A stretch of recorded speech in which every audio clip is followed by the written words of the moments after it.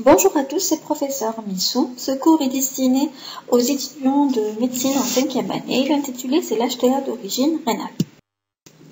Les HTA se divisent en deux groupes, les HTA essentiels et les HTA secondaires. Les HTA secondaires représentent entre 10 à 15% de l'ensemble des HTA. Parmi ces HTA secondaires, il y a ce qu'on appelle l'HTA d'origine rénale. Elle représente 60% des HTA secondaires. Elles sont de deux types. La première, c'est l'HTA rénovasculaire, c'est la plus fréquente. La deuxième, c'est l'HTA secondaire en néphropathie parenchymateuse. On va les voir une à une. Lorsqu'on dit HTA rénovasculaire, ça sous-entend tout de suite que c'est l'artère qui est malade. Cette artère rénale est rétrécie, son diamètre est rétréci et le passage de sang est perturbé. Ce rétrécissement peut être dû à deux types de sténose. Soit la sténose est athéromateuse dans les 2/3 des cas. Ça veut dire que l'artère est diminuée, son diamètre est diminué de taille par des plaques athéromateuses. Donc ces plaques athéromateuses vont diminuer le flux sanguin arrivant au rein. Et ça peut se compliquer d'une thrombose surajoutée qui va compliquer cet rétrécissement de diamètre. Ça se voit surtout chez les sujets à haut risque cardiovasculaire. Vous savez tous, toute cette liste de risques cardiovasculaires, l'obésité, le diabète, l'HTA, le tabac, le stress, etc. Donc, ces patients-là sont à haut risque de faire des IDM, c'est-à-dire des sténoses au niveau des coronaires, des plaques d'athérome au niveau des coronaires, au niveau du cœur. Et c'est la même chose qui se passe au niveau de l'artère rénale. La deuxième possibilité, c'est que la sténose est fibromusculaire. Qu'est-ce qui se passe? Au niveau de l'artère, vous savez, quand on coupe une artère, on va voir trois couches. À l'extérieur, l'adventice, puis la média, puis l'intima. Donc, c'est trois couches de l'artère.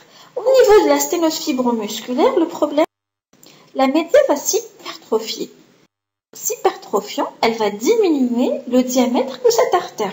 Ça se voit surtout chez les jeunes femmes, longilines et minces. Donc, ça vaut la peine de rester une debdouba. Alors, qu'est-ce qui va se passer? Lorsqu'on a une sténose de l'artère rénale, le flux sanguin arrivant au rein est bas, est diminué, est plus bas que la norme. Donc, le rein va envoyer des signaux de stress, des signaux pour informer qu'il ne reçoit pas assez de sang. Donc, il va activer le système rénine-angiotensine-aldostérone. Il va sécréter ces hormones pour faire comprendre à l'organisme qu'il ne reçoit pas assez de sang. Donc, vous savez que l'aldostérone, quand il va augmenter, le rôle est d'absorber le sodium et d'éliminer le potassium. Donc, on aura une rétention d'eau et de sodium très importante. Par ailleurs, il faut savoir que l'angiotensine 2 est l'une des hormones les plus vasoconstrictrices qu'on connaît. Donc, l'association d'une augmentation de la volémie avec une vasoconstriction va entraîner une HTA. Il ne faut pas oublier que l'aldostérone a un rôle très essentiel dans la rétention de l'eau et du sodium. Mais ceci, son rôle est d'éliminer le potassium. Donc, plus il va absorber l'eau et le sodium, plus il va éliminer le potassium. Donc, ce qu'on aura en clinique, c'est l'association d'une HTA avec une hypocalémie. Pour suspecter une HTA rénovasculaire, on est devant deux cas de figure. Soit c'est le sujet âgé avec plusieurs facteurs de risque cardiovasculaire, soit c'est tout à fait le contraire, c'est une jeune femme, longiligne et mince. C'est une HTA soit de nouveau, soit une aggravation d'une HTA déjà connue. Lorsqu'on va examiner ces patients, on va entendre un souffle abdominal. C'est quoi ce souffle abdominal? En fait, lorsque l'artère est sténosée, lorsqu'il y a une diminution du diamètre de cette artère, le passage du sang va être perturbé. Donc, on va entendre un souffle. En fait, c'est l'expression de cette perturbation. On va entendre donc, on va mettre un stéthoscope sur la région lombaire. À côté de ce tableau clinique, lorsqu'on fait des bilans, on va trouver une hypocalémie. Donc, on va suspecter une HTA lorsque cette HTA est retrouvée chez ces deux prototypes, l'homme ou la femme, avec les caractères qu'on a vus, associés à une hypocalémie.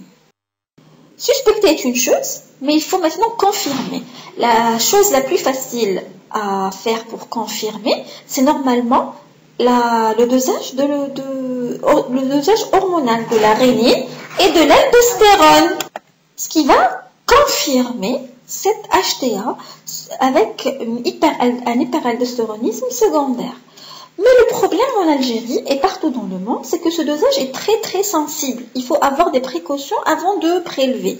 Il faut un régime normosodé, puisque si on prend beaucoup de sel, automatiquement l'organisme va diminuer la sécrétion de l'aldostérone.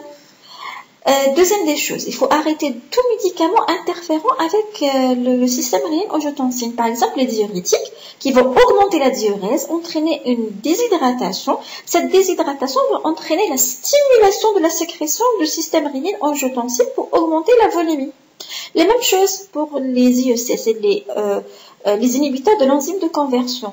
Ces inhibiteurs de l'enzyme de conversion vont empêcher la production de l'aldostérone. Donc, on aura un taux qui n'est pas représentatif. Cet arrêt de tout médicament interférant avec le système rénine-angiotensine doit se faire au minimum 8 jours avant le prélèvement.